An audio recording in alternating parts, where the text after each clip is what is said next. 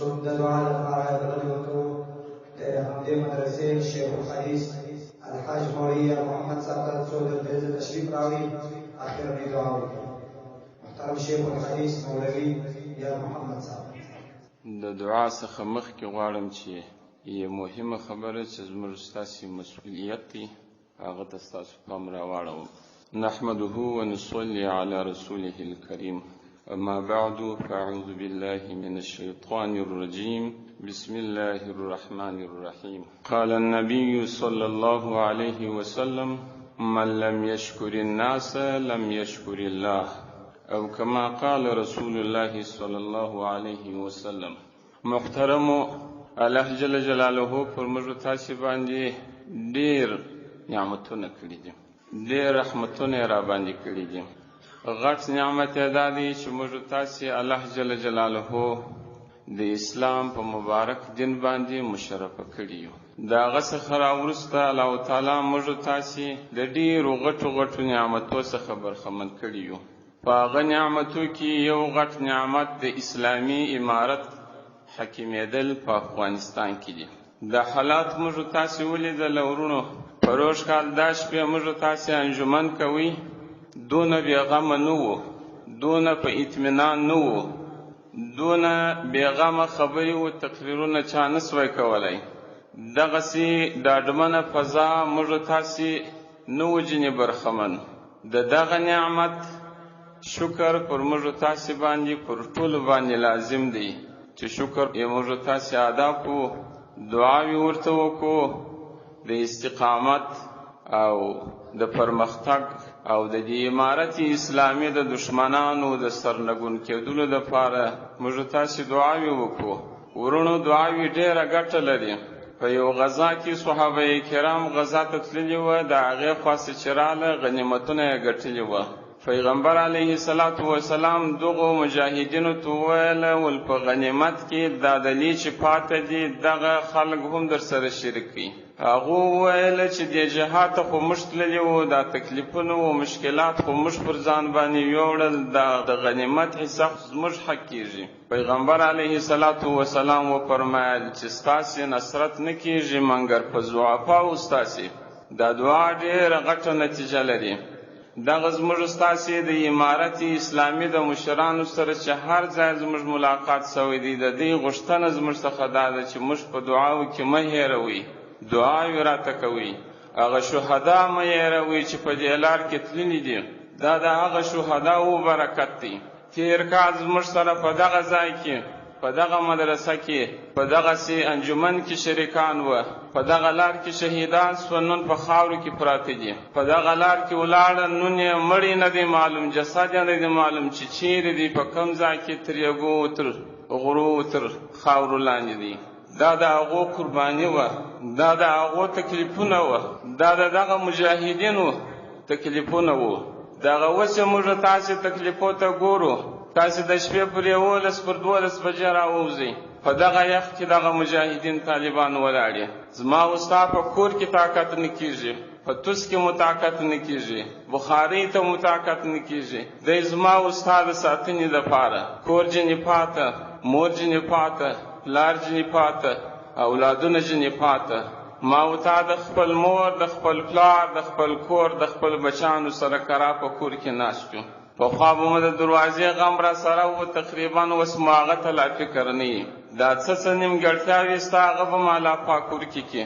خو که موږ تاسې د امارت سره همکاري وکړو، دعاوې ورته وکړو، خپل تن یې وبولو، خپل بدن یې وبولو، دغسې به د الله تعالی رحمتونه را باندې کېږي لکه دا بارانونه چې مو ولیدل. دغسې به دا تکلیفونه او دا مشکلات رب العالمین ورک کړي.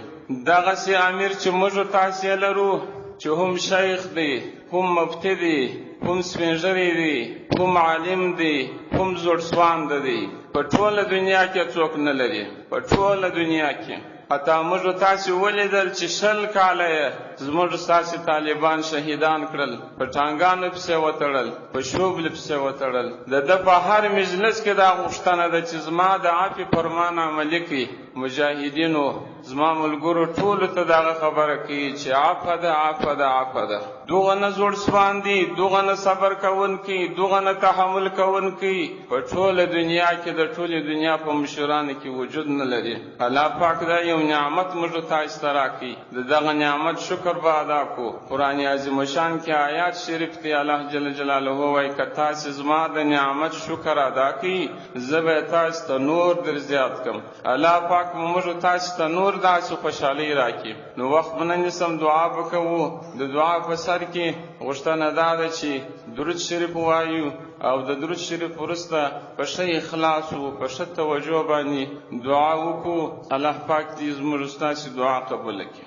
الحمد لله رب العالمين والصلاة والسلام على أشرف الأنبياء والمرسلين وعلى آله وأصحابه أجمعين.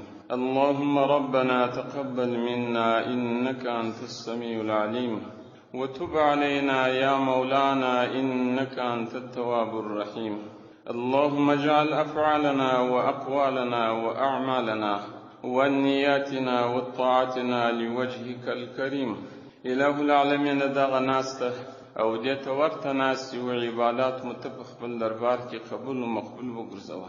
اله العالمین ټول اسلامي خدمتونه مو ستا د رضا سبب وګرځوه.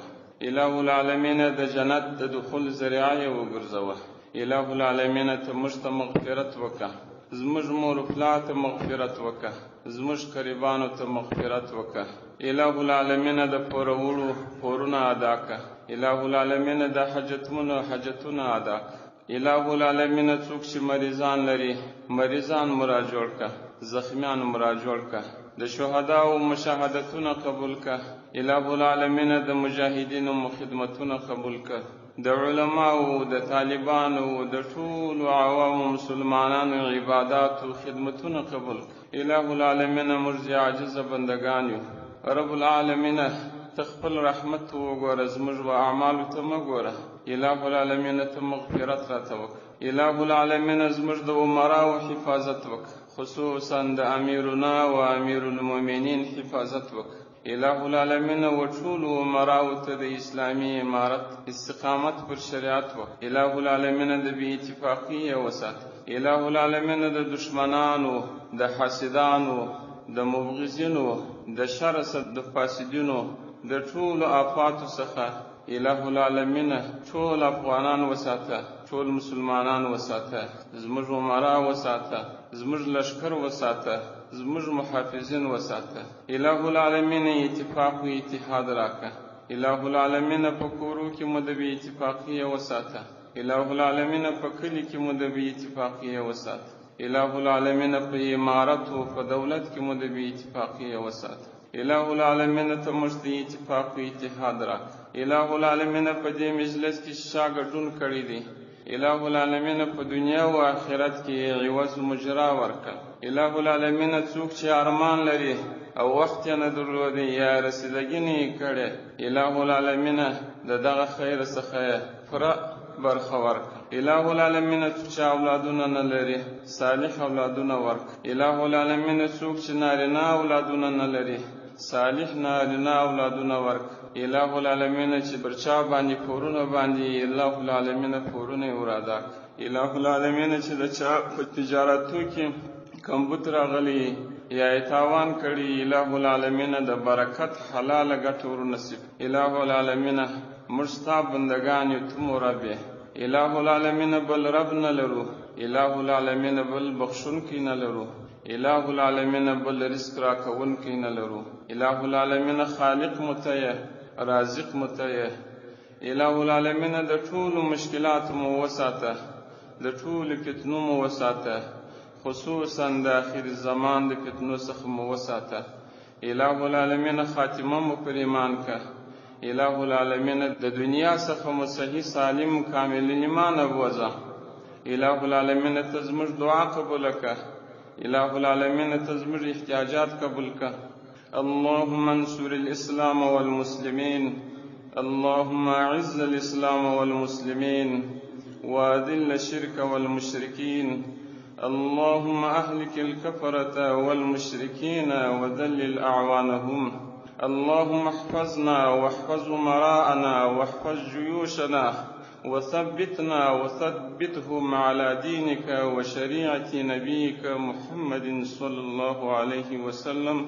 وصلى الله تعالى على خير خلقه محمد وعلى آله وأصحابه أجمعين، وارحمنا برحمتك.